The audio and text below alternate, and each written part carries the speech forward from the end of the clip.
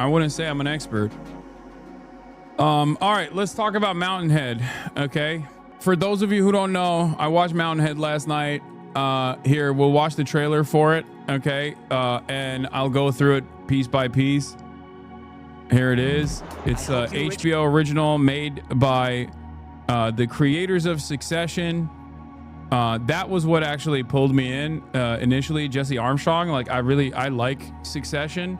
Mountainhead was nowhere near as good, I would say, as Succession, but it's still pretty good. But it was also very frustrating to watch. There were cringe moments and there were very frustrating moments. I wouldn't put it in the same category as like Succession as far as like realistic. I think part of it is because my dude was afraid of going super hard on the billionaire mega donors. I think that's what it is. Like, there were good parts to it. There were funny parts to it, but overall it's kind of mid. Okay? Overall kind of mid. Here, it's let me go through the synopsis real quick.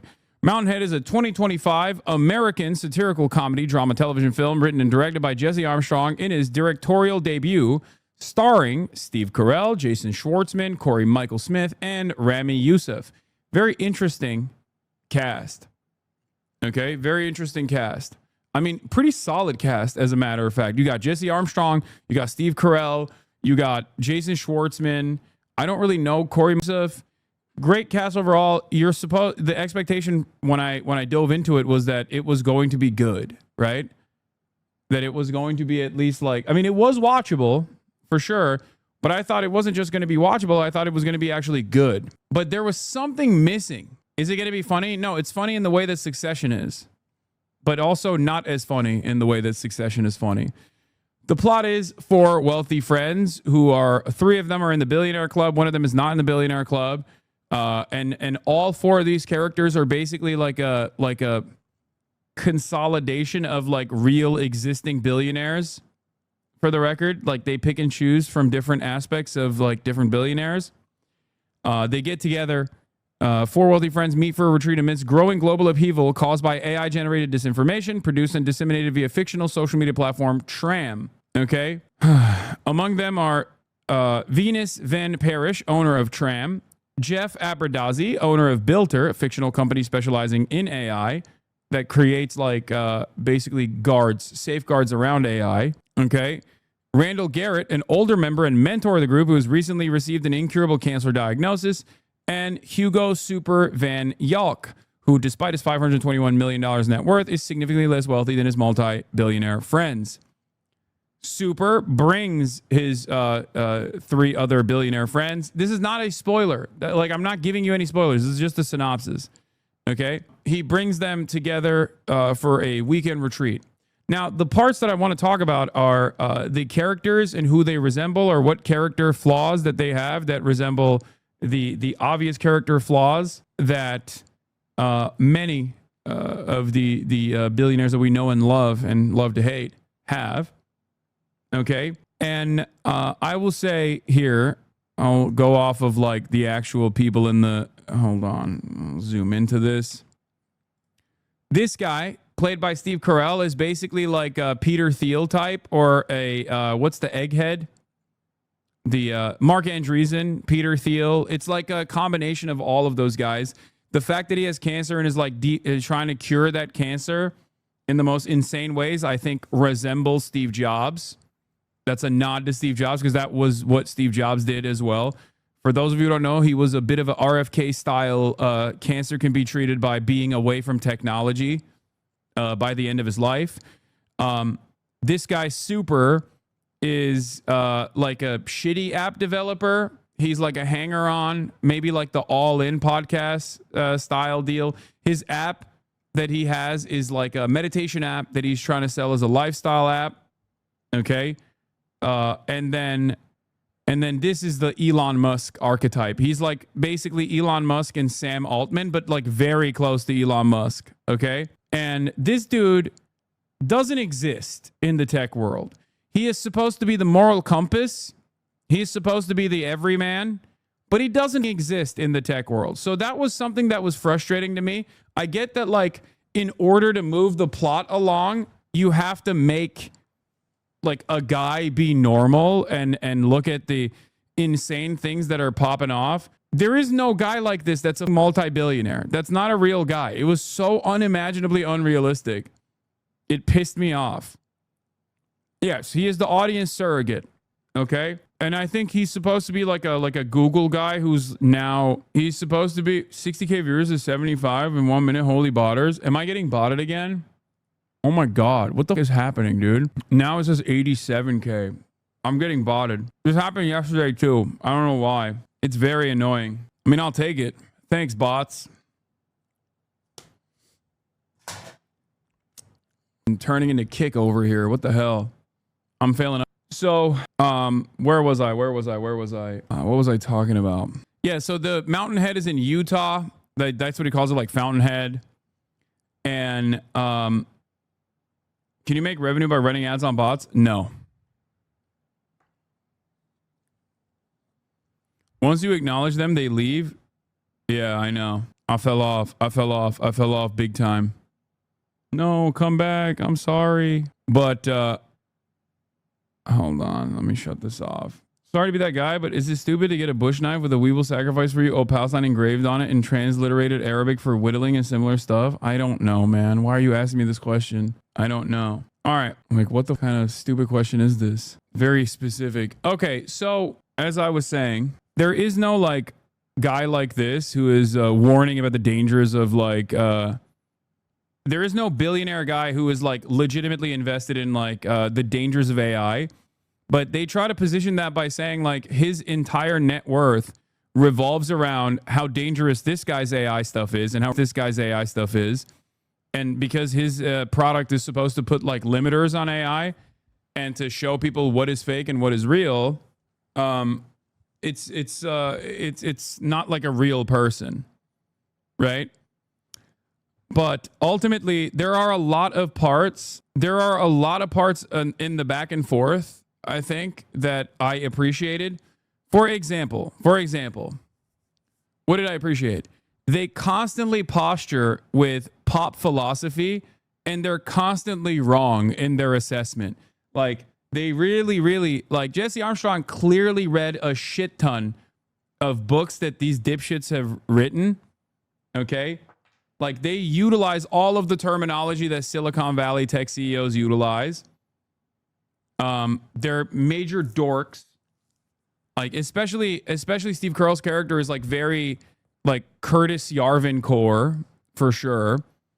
Obsessed with the infinite life, thinks that he's going to be able to upload his consciousness into this dipshit's AI. It's basically a story. Like, the parts that I really liked about it, and I thought was like really realistic, was how much these billionaires believe their own bullshit.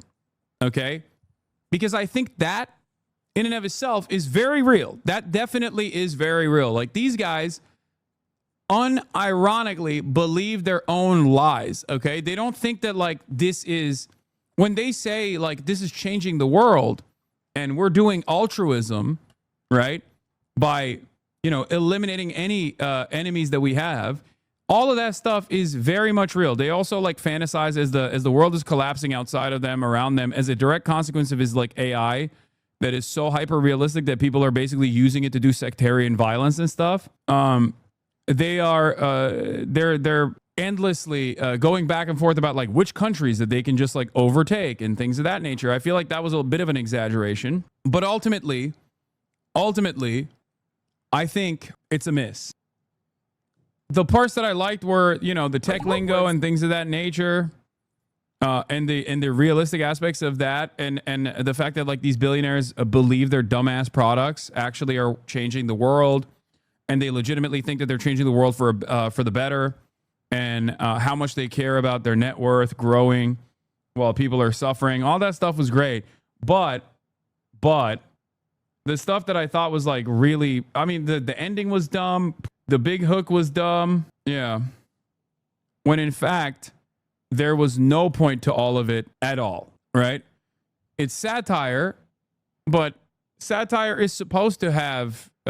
satire is very good at making making a mockery of real things that are happening. It was a little bit of a disappointment for sure. I don't know why the reviews are all giving it 1 star though, because I don't think it's a 1-star movie. It is definitely a watchable movie. It is definitely a watchable movie. It's not like completely unwatchable. I wouldn't say it's unwatchable. There's like definitely parts. If you are familiar with like Curtis Yarvin, and if you're familiar with like the tech CEOs, like the Peter Thiels of the world and whatnot, like there will be some takeaways for you. That's it. The Give Soup Some Country plot thread was eye-rollingly bad. Yeah, I didn't like that at all. I did not like that at all. I hated that. Like their discussions about like overtaking Argentina and other countries, like all that stuff was so stupid. And I hated the ending. I hated the ending. It just made no sense whatsoever. Like, I know that these guys are supposed to be sociopaths, okay? And every single one of them is supposed to be like a shark, but ultimately, like, they just they don't even behave like sociopaths in a way that is like decipherable. Folks, don't mind slumming it in the humble abode of the poorest billionaire in the gang. But this is exactly why I built Mountainhead. Look at this place, Soups. Thank you. No, I just said look at it. No compliment implied. Simply look at it. Here we go. All right. 4 presidents of tech. Get your net worth. 59. 63 bill. Feels good. 220. Guys, is this on every channel? There have been a number of occurrences since your launch. UN officials are now openly attributing the recent uptick in ethnic tension to powerful new generative AI tools unveiled last week on Trap. I just want to say this is not on you, Venice. Obviously, it's not on me. Why would you even say that? Also, this dude is too hot to be playing Elon Musk, okay? Elon Musk is a creature, okay? He is what is known as, in the old world, a grotesque, okay? So the fact that a hot guy who's kind of shredded pissed me off. I know that he's like a Zuck and Elon Musk archetype. He looks more like the guy that owns Telegram than either of those dudes. Your platform was inflamed, a volatile situation, Weapon stockpiling, some bank runs. violence, Chaos. and people are dying. You're not real. Heads don't explode like that. Heads don't explode like that? No. How do heads explode? We are the smartest men in America. We literally have the resources to take over the world. This ugly death trap house might have just become humanity's global HQ. Boom. The president wants to speak to us. Guys, we could actually do this. I can handle Argentina and Paraguay. We could probably buy Haiti or Belgium, those chocolatey assholes. Yeah, it's cringe. This does not look like somebody who should have the keys to America. The world wants your algorithm to stop being racist and shitty. Are you trying to hurt me? Things can't get any worse. This is a terrifying experience, and I don't know that I'll ever recover. Anyway, I mean, I can see the point of it not having a point, a whole bunch of performance for nothing. Dude, holy shit, I think I worked electrical in that house that they're in. It's a $20 million mansion in Park City. Working at that house literally radicalized me with realizing there's a ridiculous wealth inequality in the U.S. It's a fucking nice-ass house, bro. It is. This movie looks like shit, to be honest. I did like the U.S. coup angle, but then he dropped it. No, it wasn't that good. It wasn't good at all. There were so many things that were so like patently unrealistic and so spectacular